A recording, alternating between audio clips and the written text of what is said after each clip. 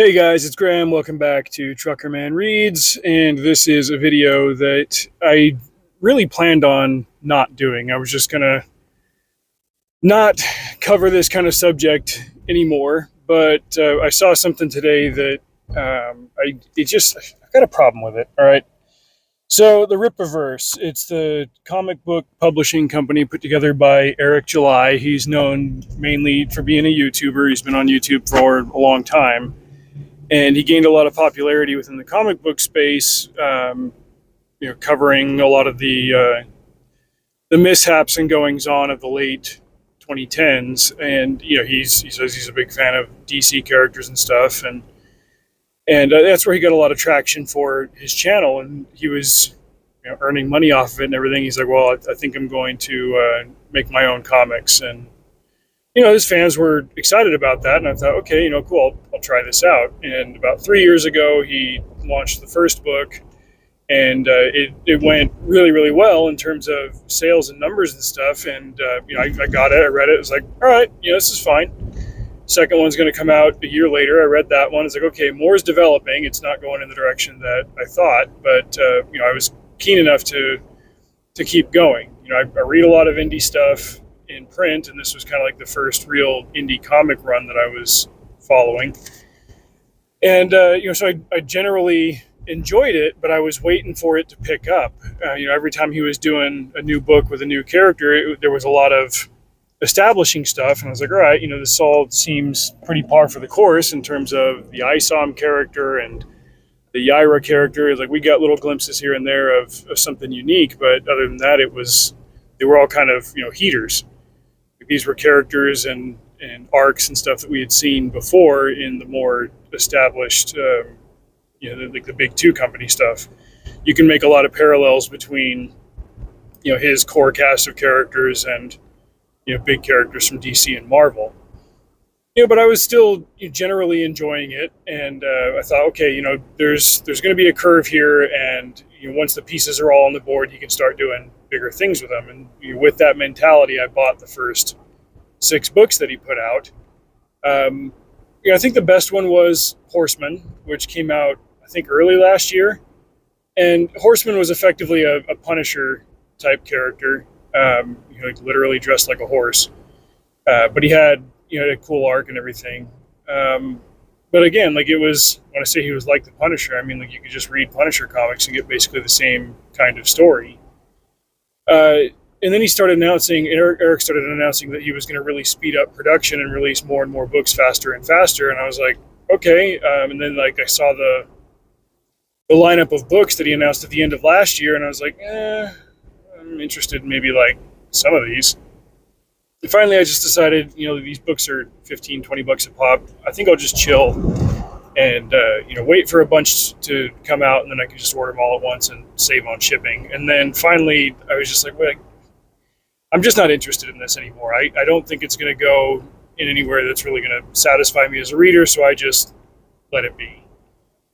And then right around that time, Zach started chronicling his beefs with Rippaverse, and I was like, well, I'm like the one dude in your comments that actually does read these comics, but what have you. And then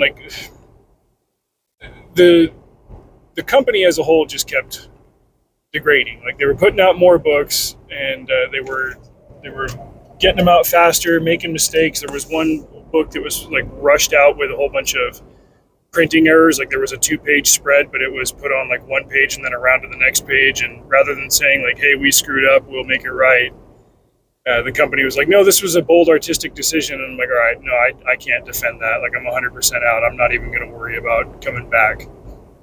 But again, I wasn't going to make a video like this. I was just going to let it be. He started out with something like 40,000 sales on his first book, and now his most recent one is under 2,000. I'm not the only one that decided to stop reading Rippaverse. My mentality here is, like I said a million times, I'm not here to start crap with anybody. I'm here to find things that I like and boost those and elevate those. Geez, there was even a Rippaverse fan meetup thing last summer. last June down in Dallas. It's a few hours from where I live. So I drove down. I got to meet Eric and a bunch of other fans and a bunch of other YouTube personalities. I'm like, okay, cool. It's neat, whatever.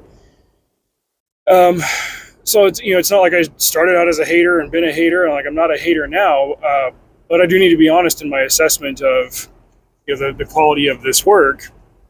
It started out, I would say above average, and I cut it some slack because, to my knowledge, this was the first foray that Eric had into like actually publishing, and I've been in the amateur writing community to the extent that it exists pretty much my entire life, and I know what that looks like. And I've seen guys that started out kind of at that level and got better as they went, and I wanted to support that as I had supported it before. I was at a writers conference in 2006 when James Dashner talked about this idea that he had for a story with a bunch of boys trapped inside a maze that had amnesia, and then the Maze Runner came out a couple of years later. Like I like seeing people succeed. The Rippaverse kind of went in the other direction, and now over the last several months, rather than there being a focus on like, hey, let's figure out what isn't resonating with fans and tune up and improve our creations.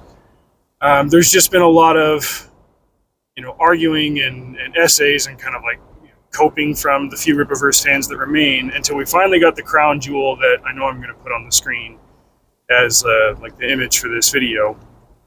I had to log into Facebook. I've started using it again just because I've got a book coming out next week, and I make announcements, and it's like to the extent that I have any kind of reach on Facebook, I want to let my friends know and let readers know, like, hey, I've got a book coming out. And I follow Chuck Dixon on there, and this was the first image I saw today. I was like, oh, it's Horseman and Absolute Batman. What's this about? Because I've been reading Absolute Batman for the last year. This is the new cope that Horseman, because Horseman 2 is coming out now, so the timing on this one is not coincidental. The cope is that Rippaverse published Horseman a few months before Absolute Batman 1 came out last October, and Horseman is a blue-collar superhero, and so is Absolute Batman. He's blue-collar versus being a blue blood, like he is in the main continuity. And so the accusation then is that, oh, this extremely popular DC title, they just stole the idea from Rippaverse, which is insane on its face for two reasons. The first is that Scott Snyder has been, before even issue 1 came out, he's been making the rounds on the interview circuit talking about his ideas for this and going on and on in the kind of way that you only can when you're like really locked in and passionate about something. And he's explaining like every modicum of an idea that he ever had for what he wants to put into this book. He explained his Batman AF joke to the most extreme detail in a video that he did with Sasha from Casually Comics. And he's been on her channel a couple of times talking about this and talking about it elsewhere. He's clearly a creator that comes up with his own ideas, and that's been documented and proven. Whatever anybody wants to think about Scott Snyder and his creative talents, like there's documentation right here on this platform on YouTube that he put in the time and the effort to come up with this concept on his own, and he's been developing it and continually publishing it and augmenting it and everything over the last year. Absolute Batman number 13 just came out this month. So, that's part number 1. Here's part number 2. And again, remember, I'm not saying this as a hater. I bought the first 6 books and then I tapped out. I went to a Rippaverse fan meetup. For a while, I was even defending, the concept of the Rippaverse, online from the blind detractors that Eric has. Nobody's ripping off Rippaverse books because nobody is reading Rippaverse books. That's going to be a tough pill to swallow, but we're just talking facts here. I'm not saying this with any animus or anything. Couple of other creators have been tracking this. How the Rippaverse has changed the way that it reports numbers to talk about different books being a success and this, that, and the other way. Like, what is it? Horseman 2 being the next book. They've only got like 15 or 1600 pre-orders, and he sells a lot of bundles that are, cover variants. Like, oh, buy cover A, B, and C, and people are buying the bundles because there are still a couple of diehards that want to support the concept of the Rippaverse, but they're not like, going on and on about how great the books are and the lore and everything. It's, they have other reasons for being involved, and they are very few in number. You wouldn't rip off something that nobody is reading. And on top of that, the Horseman is an analog for the Punisher. He's not a Batman character.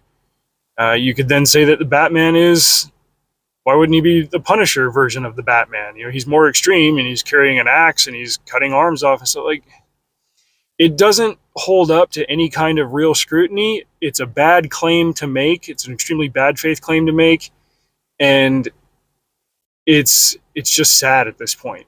And I'm saying this as a guy that really gave it a shot for a couple of years there and tapped out. I said at the beginning, I didn't want to make this video. I'm not here to start crap with anybody. This is a neutral, factual observation. Scott Snyder is capable of coming up with his own ideas. That's why he continues to not only get work. I mean, we've seen creators get work in the industry despite a lack of talent, but because of connections or other reasons. Scott Snyder continues to get work because he creates things that sell. And the Rippaverse is not, it's not competing with these books. Yeah. So as a former, reader and advocate for this literary experiment who tapped out over a year ago, that's the score. Now, I'm an amateur creator, so you can take this for whatever that is worth, but I have been doing my own work in publishing, self-publishing and stuff for the last decade or so, and I've got a book coming out next week with a small press and a few others that are under review. I'm by no means an expert, but I do have some idea of what I'm talking about here when I say this. You as a creator, especially if somebody with an audience, and especially somebody that had an audience and then lost a significant portion of it, in fact, the vast majority of it, remember that Ray Bradbury quote. I've shared it before. I'm sure I will share it again. If you hide your ignorance, nobody will hit you, and you'll never learn. I think the only thing worse than that would be is if you don't hide your ignorance and somebody does hit you and you don't learn anyway.